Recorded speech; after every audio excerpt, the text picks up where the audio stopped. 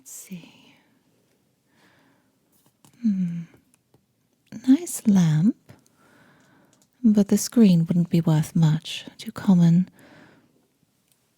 What about this board game? Seems nice enough. But it's missing quite a few pieces. That's a shame.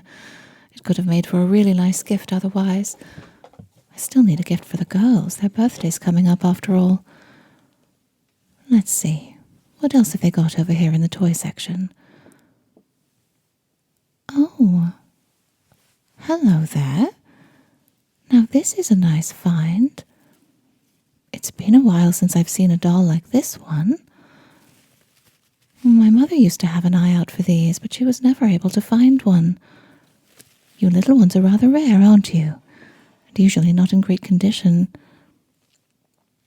Not that a worn-down doll is anything to be ashamed of course. It just means that it went on many adventures and was possibly passed down through the hands of many excited children. With the age of these ones in particular, I wouldn't be surprised if they'd seen maybe 8 or 10 children grow up before being handed over to the next youngest sibling, cousin, or friend.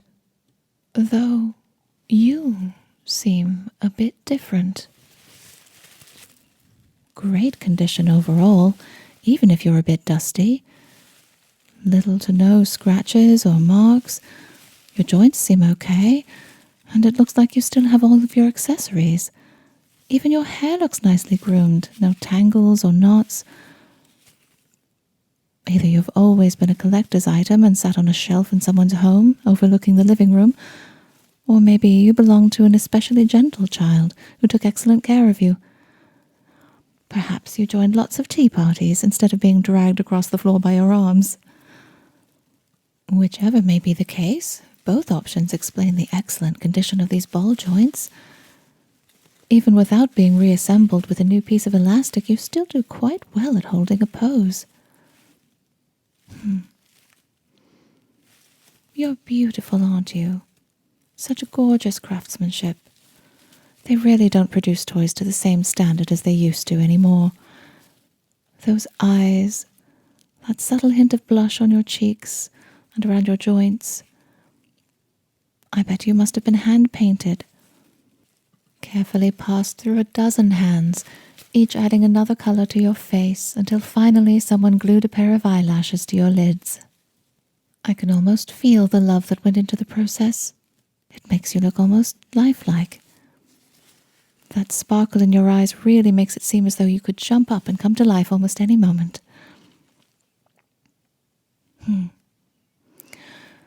Speaking of love, I don't remember these dolls coming with a hat or a handbag. They're both so cute. And they seem to be homemade with much attention to detail. Perhaps a doting grandmother made these for you, or perhaps it was your owner themselves. You must have been a prized possession to whoever thought your little ears might get cold. The longer I think about it, the more I want to keep you to myself. You're a marvelous little piece of history. It'd be a shame to give you to the twins. You see, I was initially intending to find a gift for my 2 little nieces, but they're a rowdy bunch. I'm afraid they might break you before they'd ever get a chance to treasure and handle you with the care you deserve. I think I know a nice spot for you. You'd make for a lovely decoration on the shelf in my living room, right across from the fireplace. It's close enough to stay cozy, far enough not to be affected by the smoke and soot that inevitably works its way into my carpets and curtains.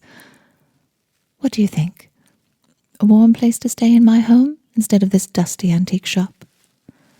Don't get me wrong, I think this is a lovely place, and I often come here to look at the furniture and paintings, but I think you may like my house better. I wonder how long you've spent here, waiting for someone to buy you. I rarely make my way over to the toy section. It must have been close to a year since I've set foot in this part of the store. I wonder if I could have found you much earlier if I'd paid more attention. I'm lucky no one else picked up on how rare you are before I did. Certainly another collector would have had an easy enough time discerning your worth.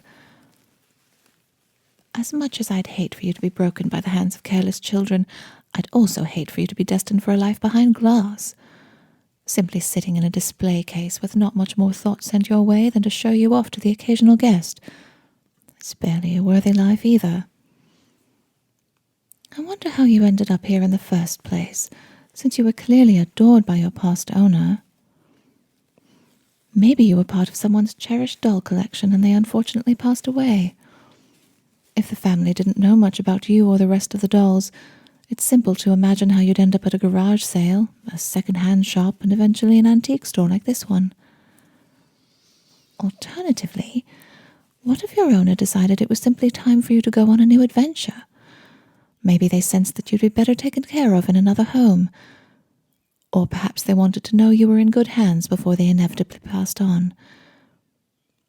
I know it's unlikely, but for my own sake, I'd like to believe you were simply sent on another adventure. The other options simply make me too sad. You're such a lovely little doll. I shouldn't feel so depressed thinking about your past.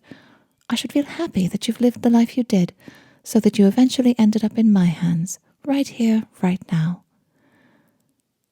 Well, enough of the chit-chat. The other people in this shop probably think I'm insane talking to a doll. I can't help it, though. Whenever I see something that seems like it possesses a soul, I find myself talking to it. And antiques make me think rather often that they may understand more than they let on. Whether or not is true, though, I've decided that you will be my find for the day. Thomas, how much for this lovely doll?